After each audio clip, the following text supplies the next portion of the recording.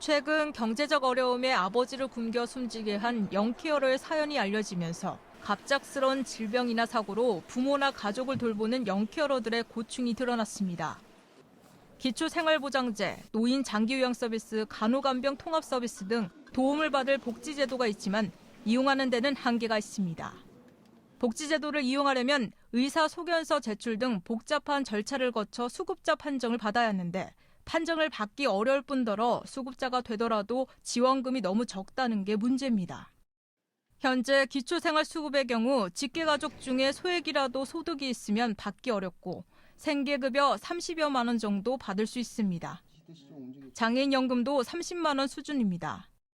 간호간병 통합 서비스는 급성 질환자만 이용할 수 있고 일반 병원보다 입원료가 비쌉니다. 일반 병동에 비해서 한 수가가 한 2배 정도 높아요. 입원료 수가가요. 그러다 보니 환자가 부담하는 돈도 한 조금 높죠. 통합병동에 입원하게 되면 환자가 부담하는 돈이 한 10,000원이나 15,000원 하루에 그게 조금 더 든다고 보여지는 거예요. 또 노인장기 요양 서비스는 65세 이상이거나 65세 미만이면 노인성 질환자만 하루 4시간, 일주일에 5일만 이용할 수 있습니다. 영케어러들이 할 수 있는 선택은 요양병원이지만 이마저도 부담스러운 상황입니다. 요양원은 97% 빈간입니다. 그러다 보니까 아무리 무료라고 하더라도 보조적으로 들어가는 것들이 있잖아요. 기저귀라든지 이런 거는 또 본인이 또 사서 또 넣어야 돼요. 결국 3대 비급여인 간병비를 현금으로 지원해주거나 건강보험 적용 대상에 포함시켜줘야 해결되는데 이를 충당하려면 매년 5, 6조 원의 예산이 필요합니다. 전문가들은 20년 전부터 논란인 간병비 급여화 문제가 고령 사회인 지금도 해결되지 않은 점이 문제라고 지적합니다. 한국의 건강보험이 간병이라고 하는 부분을 보장하지 않는다는 거는 매우 심각한 문제예요. 전 세계 어떤 보험이 병원에 돌봄 서비스 공급하지 않는 거는 거의 없다고 보시면 돼요. 이런 가운데 청소년복지지원법 일부 개정 법률안이 지난해 10월 국회에 제출됐습니다.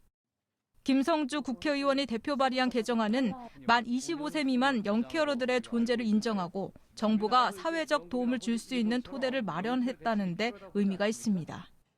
지금까지 영케어러 수를 집계한 통계도 없어 실질적인 대책을 내놓을 수도 없었기 때문입니다.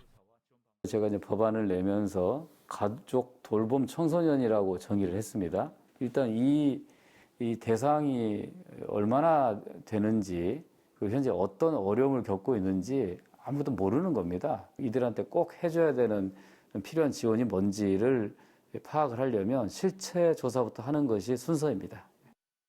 최근 보건복지부는 영케어러 TF팀을 꾸리고 올 3월에 실태 조사를 계획한다고 하지만 법안이 통과되지 못하면 다시 원점으로 되돌아올 수밖에 없습니다.